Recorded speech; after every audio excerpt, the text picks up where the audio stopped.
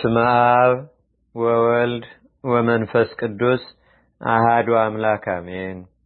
አንድ አምላክ በሆነ በአብ በወልድ በመንፈስ ቅዱስ ስም ነሐሴ 12 በዚህች ቀን የመላእክት አለቃ የከበረ ቅዱስ ሚካኤል የበዓሉ መታሰቢያ ነው።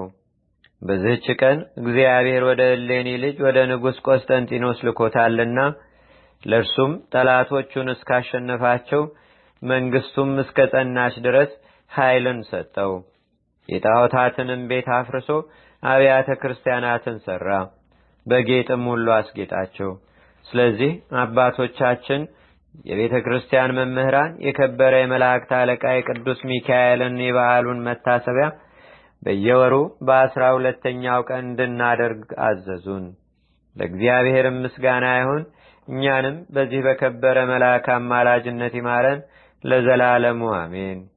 ሰላም ለከ መልአከ ኪዳኑ ወምክሩ ለእግዚአብሔር ልዑል ዘግሩም ግብሩ በረድኤትከ ረዋፂ ዘአሰረ ነፋስ አሰሩ ሶበላይሌ ኮየ መከሩ ጉባኤ ጸሬ ሚካኤል ዝሩ። በዚህችም ቀን ቆስጠንጢኖስ ወደ ሮሜ ከተማ ገባ። በሮሜ አገሮችም ሁሉ ላይ ነገሰ። ዜናውንም መጋቢት 28 ቀን ላይ ጽፈናል። ለእግዚአብሔርም ክብር ምስጋና ይሁን ለዘላለሙ አሜን።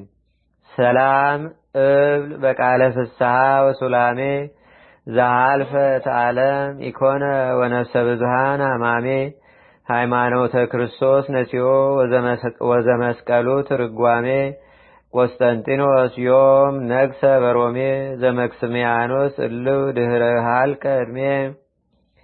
አንድ አምላክ በሆነ በአብ በወልድ በመንፈስ ቅዱስ ስም ነሐሴ 13 በዚህች ቀን ክብር ይግባውና የጌታችንና የአምላካችን የመድኃኒታችን የኢየሱስ ክርስቶስ ታላቅና ክቡር በዓል ነው። በዚህችም ቀን ቅድስት ኦፍራ በሰማዕትነት አረፈች። በዚህችም ቀን ዳግመኛ ተጋዳይ አባ ጋሊዮን አረፈ። ለእግዚአብሔር ምስጋና ይሁን። እኛንም በቅዱሳን መላእክት፣ ጻድቃን፣ ሰማዕታት፣ ደናግል፣ መነኮሳት፣ አበው ቀደምት ይልቁንም በሁለት ወገን ድንግል በምትሆን በእመቤታችን በቅድስተ ቅዱሳን በድንግል ማርያም ረድኤትና በረከት አማላጅነቷም በአገራችን በኢትዮጵያ በሕዝበ ክርስቲያኑ ሁሉ ላይ ለዘላለሙ አድሮ ይኑር አሜን።